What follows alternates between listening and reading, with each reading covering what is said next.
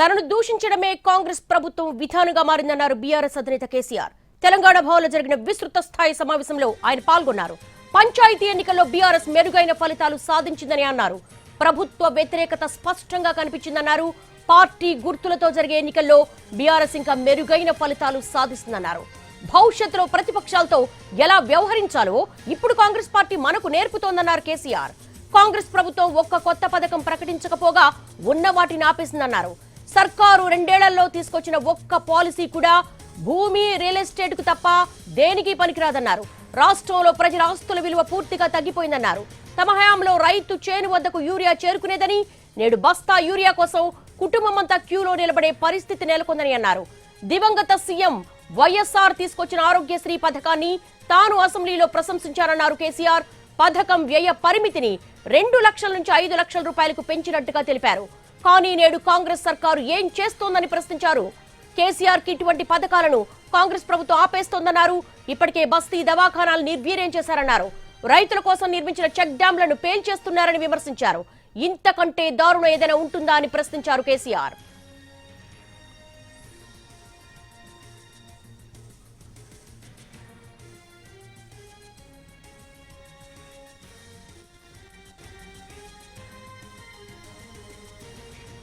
తనను దూషించడమే కాంగ్రెస్ సర్కారు విధానంగా మారిందన్నారు బీఆర్ఎస్ అధినేత కేసీఆర్.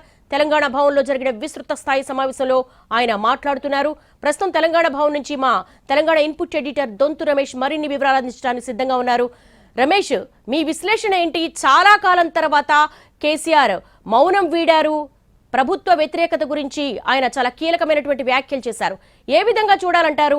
ఇది కొంతవరకు కూడా పంచాయతీ ఎన్నికల్లో ఇచ్చిన గెలుపు ఉత్సాహం బూస్టప్ అనుకోవచ్చా? ఖచ్చితంగా చెప్పొచ్చు. 10 ఏళ్ల తర్వాత కేసీఆర్ అధికారం కోల్పోయిన తర్వాత పార్లమెంట్ ఎన్నికల్లో ఫిబ్రవరి 19 బయటకు వచ్చిన తర్వాత మళ్ళీ తెలంగాణ భవన్కు కేసీఆర్ రెండోసారి వచ్చారు. ప్రధానంగా సర్పంచ్ ఎన్నికల్లో బీఆర్ఎస్ ఆశించిన దానికన్నా ఎక్కువగా ఫలితాలు చవిచూసిందనేది బీఆర్ఎస్ పార్టీ వాదన. సో ఈ ఉత్తేజం, ఈ ఉత్సాహం పార్టీ శ్రేణుల్లో నింపాలి. పార్టీ శ్రేణులకు దిశానిర్దేశం చేయాలి. ప్రజా పోరాటాలని నమ్ముకోవాలి.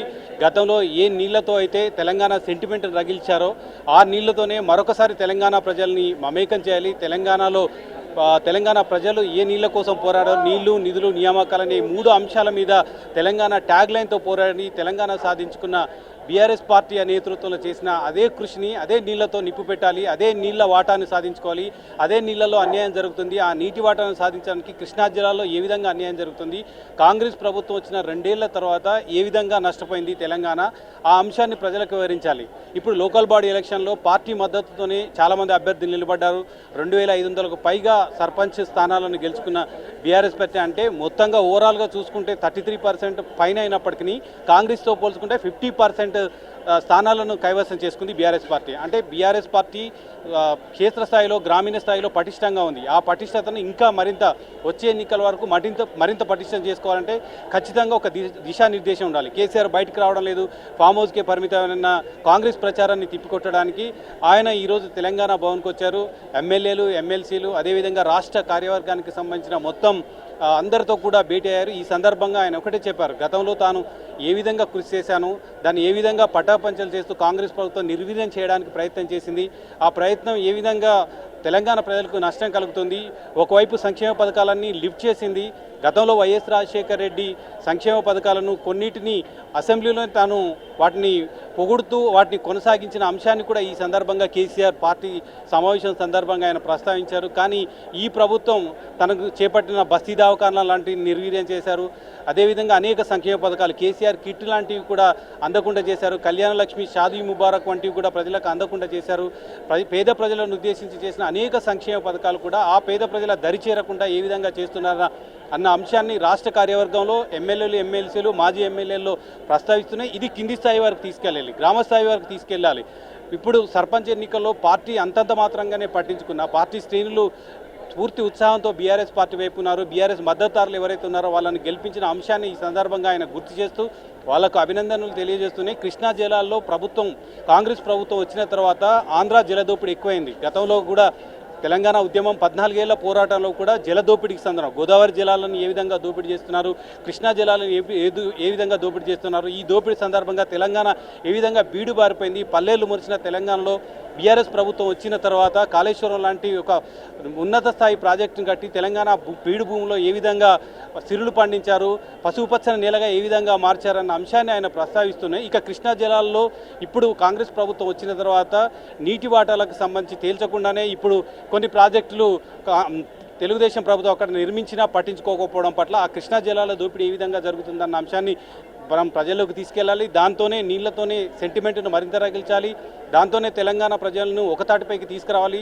ఒకతాటిపైకి తీసుకొచ్చి ప్రజల్లో ముందుకు వెళ్ళి పార్టీని పటిష్టం చేయాలి. అదేవిధంగా రాష్ట్రంలో పార్టీని గ్రామస్థాయి నుంచి కూడా పటిష్టం చేయడానికి ఎటువంటి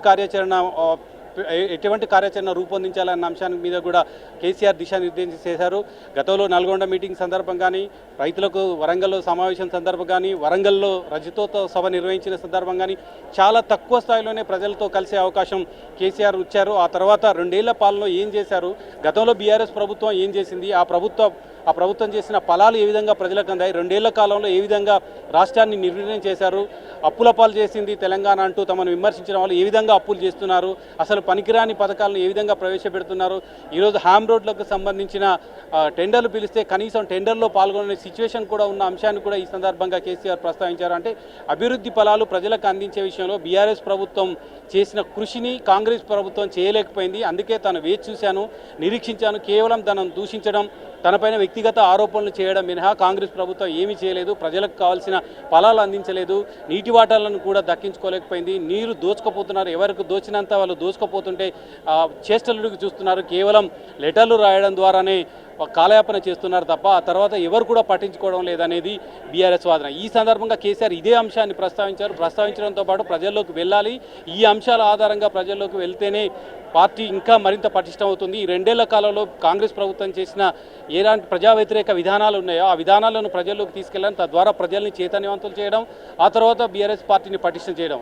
రాష్ట్రంలో ఇప్పటివరకు ఉన్న గ్రామస్థాయి నుంచి మొత్తం జిల్లా స్థాయి కార్యవర్గాల వరకు ఏ విధంగా రూపొందించాలి, వాటిని ఏ విధంగా పటిష్టం చేయాలన్న అంశానికి సంబంధించి కూడా కేసీఆర్ దిశానిర్దేశం చేశారు. వాటికి సంబంధించి ఏ విధంగా పనులు ముందుకు వెళ్ళాలి, ముందుకు పార్టీని పటిష్టం చేయాలి, పార్టీని పటిష్టం చేసిన తర్వాత ఫిబ్రవరిలో జెడ్పీటీసీ ఎంపీటీసీ ఎన్నికలు వస్తున్నాయనే సందర్భంగా పార్టీ ప్రాతిపదికన ఎన్నికలు జరుగుతాయి. ఆ ఎన్నికల్లో బీఆర్ఎస్ పార్టీ శ్రేణులను ఎక్కువ మందిని గెలిపించుకోవాల్సిన అవసరం ఉంది. గెలిపించుకుంటే తమ పార్టీ సత్తా ఏంటో, ఇప్పుడు కేవలం సర్పంచ్లో మద్దతుదారులుగానే పోటీ చేసినప్పటికీ చాలా వరకు 2500కు పైగా స్థానాల్లో సర్పంచ్లు గెలుచుకున్నారంటే ఇక పార్టీ ప్రాతిపదికన గుర్తుపైన పోటీ చేస్తే ఖచ్చితంగా ఎఫెక్ట్ తెలంగాణ ప్రజల్లో ఉంటుంది. ప్రజా వ్యతిరేక కాంగ్రెస్ ప్రభుత్వాన్ని వాళ్ళ మీద ఉన్న రిఫ్లెక్షన్ ఏ విధంగా ఉందో అది వ్యతిరేకతను చూపించడానికి ఒక ఆయుధంగా ప్రజలు భావిస్తారు. ఆ ఆయుధాన్ని ఉపయోగించుకోవాల్సిన అవసరం ఉంది. పార్టీని మరింత పటిష్టం చేసి ఎమ్మెల్యేలు, ఎమ్మెల్సీలు, మాజీ ఎమ్మెల్యేలు, గతంలో పార్టీలో కీలక స్థానాల్లో ఉన్నవారు కూడా పార్టీని పటిష్టం చేయడానికి దోహదపడాలి. వాళ్ళంతా కూడా కృషి చేసి ఎంపీటీసీ జెడ్పీటీసీ ఎన్నికల్లో పార్టీని మరొకసారి పునరుత్తేజం చేయడానికి ఇది ఉపయోగపడుతుంది. గతంలో తెలంగాణ ఆవిర్భావం కోసం, తెలంగాణ రాష్ట్ర సాధన కోసం పార్టీ 2001లో పెట్టినప్పుడు ఆ తర్వాత లోకల్ బాడీ ఎలక్షన్లు ముందుకు వచ్చాయి, అసెంబ్లీ ఎన్నికలు ముందు రాలేదు. 2003లో ఎన్నికలు వచ్చినప్పుడు మెజార్టీ స్థానాల్లో జిల్లా పరిషత్తులను దక్కించుకున్న ఘనత బీఆర్ఎస్ పార్టీకి ఉంది. అదేవిధంగా ఇప్పుడు మళ్ళీ మరొకసారి అసెంబ్లీ ఎన్నికలకు ముందు రాబోతున్న ఎంపీటీసీ జెడ్పీటీసీ ఎన్నికల్లో బీఆర్ఎస్ తన సత్తాను చాటాలంటే ఖచ్చితంగా మెజార్టీ ఎంపీటీసీలను, జెడ్పీటీసీలను, ఎంపీపీలను కైవసం చేసుకోవాల్సిన అవసరం ఉంది. వాటికి ఎటువంటి కార్యాచరణ రూపొందించాలన్న అంశానికి సంబంధించి కూడా కేసీఆర్ ఈ సందర్భంగా దిశానిర్దేశం చేశారు. ఒకవైపు 2 ఏళ్ల పాలనలో వైఫల్యాలను, కాంగ్రెస్ ప్రభుత్వ వైఫల్యాలను చూపెడుతూ భూదందాలను, అదేవిధంగా కృష్ణా జిల్లాలో వాటాను ఏ విధంగా నష్టపోతున్నాం, తెలంగాణ ప్రజలకు ఏ విధంగా అన్యాయం జరుగుతుంది, ఫ్యూచర్లో ఇన్ని ప్రాజెక్టులు కట్టినప్పటికీ తెలంగాణ ప్రజలకు ఏ విధంగా అన్యాయం జరుగుతుంది అన్న అంశాన్ని చెప్పడంతో పాటు కేవలం ఇక్కడ పార్టీ శ్రేణులకు చైతన్యపరచడం కాదు, అది గ్రామస్థాయి వరకు తీసుకెళ్ళాలి, తెలంగాణ ప్రజల్లోకి తీసుకెళ్ళాలి. తద్వారా వాళ్ళని చైతన్యవంతులు చేసి కేవలం తెలంగాణ ప్రజలకు సంరక్షణకు ఉన్న ఏకైక కమాండ్ కంట్రోల్ ఏదైతే ఉందో ఒక బీఆర్ఎస్ పార్టీ మాత్రమే. అది కాంగ్రెస్ పార్టీ వల్ల కాదు, కాంగ్రెస్ ప్రభుత్వం వల్ల కాదు. బీఆర్ఎస్ పార్టీ తెలంగాణ ప్రజలకు రక్షణ కవచంగా నిలుస్తుంది. ఆ రక్షణ కవచం బీఆర్ఎస్ పార్టీ వల్లనే సాధ్యమవుతుందన్న అంశాన్ని కేసీఆర్ ఈ సందర్భంగా గ్రామస్థాయి వరకు తీసుకెళ్లాలనేది ఆయన ప్రసంగంలో ప్రధానంగా కనిపిస్తుంది. ఇదే రకంగా దిశానిర్దేశం చేస్తూ మీరు కూడా గ్రామస్థాయిలో ప్రజలను ఉత్తేజనం చేయాలి.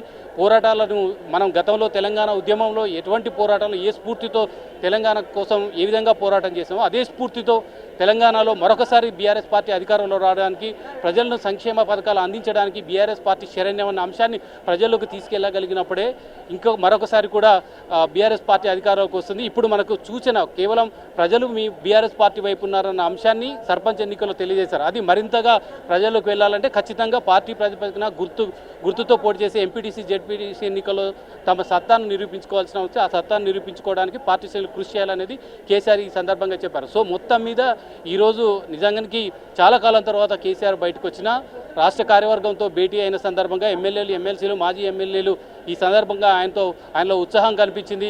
గతంలో ఆయనకు ఆరోగ్యం బాగాలేదు, ఆయన ఫామ్ హౌస్కే పరిమితం అవుతాడు, ఇక క్రియాశీలక రాజకీయాల్లో కేసీఆర్ ఉండడు, ముఖ్యమంత్రి రేవంత్ రెడ్డి క్రియాశీలక రాజకీయాల్లో లేని కేసీఆర్ గురించి తనెందుకు మాట్లాడాలంటూ కూడా ఇటీవల వ్యాఖ్యలు చేసిన సందర్భాన్ని కూడా ఆయన గుర్తు చేస్తూ చాలా యాక్టివ్గా తెలంగాణ భవన్కి వచ్చారు. అదే యాక్టివ్గా ఈరోజు రాష్ట్ర కార్యవర్గంలో సమావేశంలో పాల్గొన్నారు. ఆ యాక్టివ్నెస్తోనే పార్టీ శ్రేణులకు దిశానిర్దేశం చేసి ఇదంతా చూస్తుంటే ఖచ్చితంగా తాను ఆరోగ్యంగా ఉన్నాను, పూర్తిగా క్రియాశీలక రాజకీయాల్లో ఉన్నాను, ఇక ఎదుర్కొంటాను, ఎటువంటి సీఎం రేవంత్ రెడ్డి కాదు కాంగ్రెస్ ప్రభుత్వం ఎటువంటి కార్యక్రమాలు తీసుకున్నా, ఎటువంటి వ్యక్తిగత దూషణలు దిగినా తాను ఫేస్ చేయడానికి రెడీగా ఉన్నానని ఒకవైపు తన వ్యక్తిగతంగా బలంగా, పటిష్టంగా, ఆరోగ్యంగా ఉన్నానని పార్టీ శ్రేణులకు తెలియజేయడం, అదేవిధంగా తనపై ప్రచారం చేస్తున్న వారిని తిప్పికొట్టడం, ఇంకొక వైపు పార్టీని దిశానిర్దేశం చేసి ఉత్తేజపరచడం, సర్పంచ్ ఎన్నికల్లో ఏదైతే ఉత్సాహంతో పార్టీ శ్రేణులు పనిచేశారో అదే ఉత్సాహంతో జెడ్పీటీసీ ఎన్నికల్లో, ఎంపీటీసీ ఎన్నికల్లో పనిచేయడానికి, పార్టీ శ్రేణులను చైతన్యపరచడానికి ఈ సమావేశం ఉపయోగపడదని చెప్పాలి.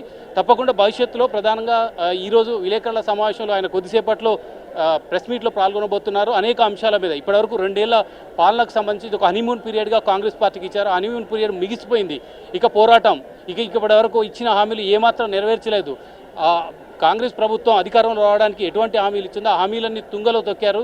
తుంగలో తొక్కడమే కాకుండా గతంలో చేసిన సంక్షేమ పథకాలన్నీ కూడా నిర్వీర్యం చేశారు. ఈ అంశాలపై మాట్లాడుతూనే కృష్ణా జలాల దోపిడీ ఏ విధంగా కొనసాగుతుంది, ఆ దోపిడీకి ఏ విధంగా ఈ ప్రభుత్వం సహాయపడుతుంది, గురు శిష్యులుగా చెప్తున్న రేవంత్ రెడ్డి, చంద్రబాబు నాయుడు ఇద్దరు కలిసి తెలంగాణ ప్రజలకు నీటి వాటాను ఏ విధంగా దోపిడీ చేస్తున్నారు అన్న అంశానికి సంబంధించి కేసీఆర్ తనదైన శైలిలో ఖచ్చితంగా విలేకరుల సమావేశంలో మాట్లాడే అవకాశం ఉంది. అదేవిధంగా రాష్ట్ర పార్టీకి సంబంధించిన గ్రామస్థాయి నుంచి మొదలుకొని రాష్ట్ర స్థాయి వరకు ఏ విధంగా పార్టీని పటిష్టం చేయబోతున్నాం, ఏ విధంగా పార్టీని పునరంకితం చేయబోతున్నాం, ఏ విధంగా పార్టీ శ్రేణులను ఉత్తేజపరచడానికి తమ ప్రయత్నం చేస్తున్నారన్న అంశానికి సంబంధించి కూడా కేసీఆర్ విలేకరుల సమావేశంలో చెప్పే అవకాశం ఉంది. పార్టీకి సంబంధించిన కార్యాచరణ ఆయన కొద్దిసేపట్లో ప్రకటించే అవకాశం ఉంది. ఖచ్చితంగా పార్టీ శ్రేణులను ఉత్తేజపరచడం లక్ష్యంగానే ఈ విలేకరుల సమావేశం కొనసాగవచ్చు. రమేష్, ఇదే దూకుడు, ఇదే స్పీడ్ ఈ వింటర్ సమావేశాల్లో కూడా చూపించొచ్చా? ఎందుకంటే అసెంబ్లీ శీతాకాల సమావేశాల్లో ఆయన పాల్గొనే అవకాశాలు ఎంతవరకు ఉన్నాయి? ఎందుకంటే అధికార కాంగ్రెస్ ప్రధానమైనటువంటి విమర్శ ఏంటంటే ఆయన ఫామ్ హౌస్ లో పండుకుంటున్నాడు, ప్రజా సమస్యల గురించి అసెంబ్లీలోకి వచ్చి మాట్లాడలేదని. ఎస్, ఖచ్చితంగా ఇప్పటికిప్పటికైతే అది చెప్పకపోయినా ఈరోజు విలేకరుల సమావేశంలో అదే ప్రశ్న తలెత్తే అవకాశం కూడా ఉంది. ప్రజల తరపున పోరాటం చేయాలనుకున్నప్పుడు కేవలం అసెంబ్లీ వెలుపల చేయడం వల్ల లాభం లేదు. ఎక్కడైతే చట్టాలు చేస్తారో, ఎక్కడైతే విధానాలు రూపొందిస్తారో ఆ విధానాలు రూపొందించి అసెంబ్లీలో కూడా గొంతిప్పవలసిన అవసరం ఉంది. ఒక ప్రతిపక్ష నేతగా అసెంబ్లీలో ఆయన మాట్లాడింది ప్రతిదీ కూడా రికార్డెడ్గా ఉంటుంది. ఖచ్చితంగా ఆయన అసెంబ్లీకి వస్తే ఆ వాయిస్ కూడా పెరిగే అవకాశం ఉంది, స్టేటస్ కూడా పెరిగే అవకాశం. బీఆర్ఎస్ పార్టీ తరఫున ఇప్పటివరకు కేటీఆర్, హరీష్ రావు లాంటి వాళ్ళు, ఇతర సీనియర్లు బీఆర్ఎస్ పార్టీ తరఫున వాదిస్తున్నప్పటికీ కేసీఆర్ వస్తే ఆ రిఫ్లెక్షన్ వేరు ఉంటుంది. ఖచ్చితంగా అసెంబ్లీలో కేసీఆర్ వచ్చే అవకాశం, అసెంబ్లీ శీతాకాల సమావేశాలకు సంబంధించి వస్తారా లేదా అనేది ఇప్పటివరకు అయితే ఆయన ప్రకటించలేదు. వచ్చే అవకాశం కూడా లేకపోలేదు. ఎందుకంటే ఖచ్చితంగా ఆయన ఇక క్రియాశీలక రాజకీయాల్లో లేరు అన్న విమర్శను క్రమక్రమంగా ప్రజల్లోకి తీసుకెళ్లే ప్రయత్నం సీఎం రేవంత్ రెడ్డి ప్రయత్నం చేస్తున్న నేపథ్యంలో ఆయన కేవలం ఒక పార్టీ అధికారంలోకి వచ్చిన తర్వాత, తాము ఓటమి పాలైన తర్వాత ఒక పార్టీ ఏదైతే అధికారంలోకి ఆ పార్టీకి కొంత సమయం ఇవ్వాలి. గుడ్డిగా విమర్శలు చేయడం ద్వారా సంక్షేమ పథకాలు అమలు చేయడం లేదనో, అభివృద్ధి కార్యక్రమాలు చేపట్టడం లేదనో, కాంగ్రెస్ పార్టీ మీద దుమ్మెత్తిపోయడం ద్వారా అది పెద్దగా బలంగా ఉండదు, ఆ వాదన సక్రమైనది కాదు, ఆ పార్టీకి కొంత గడువు ఇవ్వాలి అన్న ఉద్దేశంతోనే తను 2 ఏళ్ల కాలంలో తను గడువు ఇచ్చాను. ఆ గడువు ప్రకారం ఖచ్చితంగా ఏమాత్రం చేయలేకపోయింది. అభివృద్ధి కార్యక్రమాలు పడకవేశాయి, ఉద్యోగ నియామకాలు కూడా సక్రమంగా జరగడం లేదు, ఎక్కడికక్కడ భూదందాలు కొనసాగుతున్నాయి. భూములు గతంలో బీఆర్ఎస్ పార్టీ పారిశ్రామిక భూములు విక్రయించిన నేపథ్యంలో తీవ్ర విమర్శలు చేసిన ఇదే ప్రభుత్వం ఇప్పుడు భూముల విక్రయానికి కూడా పాల్పడుతుంది. అదేవిధంగా అనేక హిల్ట్ పాలసీతో పారిశ్రామిక భూములను అమ్మే ప్రయత్నం చేస్తుంది. 5 లక్షల కోట్ల స్కామ్ జరిగిందని బీఆర్ఎస్ పార్టీ ఆరోపిస్తున్న నేపథ్యంలో వీటన్నిటికీ బలం చేకూరాలంటే ఇవన్నీ కూడా విమర్శలకు ఇంకా పదునైన రూపంలో ఉండాలంటే ఖచ్చితంగా అసెంబ్లీ ఒక వేదికగా మారుతుంది. అసెంబ్లీలో ఖచ్చితంగా కేసీఆర్ వస్తే ఆ బలం వేరుంటుంది. ఆయన కేసీఆర్ వస్తారా లేదా అనేది ఇప్పటికైతే ఆయన అసెంబ్లీలో ఇప్పటికు 2 ఏళ్ల కాలంలో చాలా తక్కువ సమయంలో చర్చలో పాల్గొన్న సందర్భం చూస్తాం. ఖచ్చితంగా వచ్చే అవకాశం కూడా ఉంది. ఆయన విలేకరుల సమావేశంలో ఆ విషయం కూడా స్పష్టం చేసే అవకాశం ఉంది. ప్రభుత్వం మీద తిరుగుబాటు చేయాలన్నా, ప్రభుత్వ కార్యక్రమాలకు సంబంధించి ప్రజల తరపున పోరాడాలన్నా, నిలదీయాలన్నా, ప్రభుత్వ పాలకులను నిలదీయాలన్నా ఖచ్చితంగా ఒక అసెంబ్లీ వేదికగా మారుతుంది. అందులో నిలదీయవచ్చు, లేదా క్షేత్రస్థాయికి గ్రామ స్థాయికి వెళ్ళి ప్రజాక్షేత్రంలో కూడా నిలదీసే అవకాశం ఉంది. ముందుగా కేసీఆర్ తెలంగాణ ఉద్యమం నుంచి కానీ ఆ తర్వాత కానీ ప్రభుత్వాలు ఉన్నప్పుడు కానీ క్షేత్రస్థాయిలో వెళ్ళి ప్రజల్ని చైతన్యవంతం చేయడం, పోరాటాలకు వైపు చేయడమే ఆయన లక్ష్యంగా కనిపిస్తుంది. విలేకరుల సమావేశంలో ఈ అంశాలకు సంబంధించి 2023 పార్టీ ఓటమి తర్వాత దాదాపు ఆయన మీడియా సమావేశాలకు దూరంగా ఉన్నారు. ఫామ్ హౌస్లోనే ఉన్నారు. ఎవరైనా నేతలు కావాలంటే ఫామ్ హౌస్కి పిలిపించుకున్నారు, మాట్లాడారు. తర్వాత కేసులు, స్కాములు, విచారణలు, ఆ తర్వాత కుటుంబంలో వచ్చిన సంక్షోభం, వీటన్నిటి మధ్య కూడా ఆయన మౌనంగా ఉన్నారు. కేసీఆర్ మౌనం వీడట్లేదు, మాట్లాడటలేదు అన్న నేపథ్యంలో ఒకేసారి ఆల్ ఆఫ్ సడన్ ఇప్పుడు మీడియా సమావేశం ముందుకు రాబోతున్నారు. అంటే తాను రంగంలోకి దిగపోతే ఇక పార్టీ మరింత సంక్షోభంలో కూరుకుపోతుంది అని భావించే ఆయన ఇప్పుడు ప్రజలకు వెళ్ళాలనుకుంటున్నారా? కేసీఆర్కు ఇప్పుడు పార్టీలో ఉన్నవాళ్ళు కానీ పార్టీని బయట ఉండి నడిపిస్తున్న వాళ్ళు కానీ కేసీఆరే శ్రీరామరక్ష బీఆర్ఎస్ పార్టీకి అనేది అందరూ కూడా స్పష్టం చేస్తున్నారు.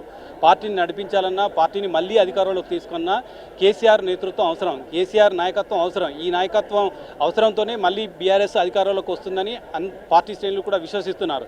ఈ సందర్భంగానే 2 ఏళ్ళు ఆయన ఫామ్ హౌస్కు పరిమితమయ్యాడు, అనారోగ్యంగా ఉన్నాడు, రాలేరు, క్రియాశీలక రాజకీయాల్లోకి వెళ్ళిన అనేక విమర్శలు వచ్చాయి. ఆ తర్వాత కాళేశ్వరం మీద విచారణ జరిపారు, ఫోన్ ట్యాపింగ్ కేసుకు సంబంధించిన కేసులో కూడా విచారణ జరుపుతున్నారు. అనేక విచారణలపై విద్యుత్ సంస్కరణలకు, విద్యుత్ కొనుగోలు ఒప్పందానికి సంబంధించిన కమిషన్లు వేశారు. వీటన్నిటికీ సంబంధించి కూడా ఒకవైపు అవి ఫేస్ చేస్తూనే తన వైపు కేసులు, తన తెలంగాణ అభివృద్ధి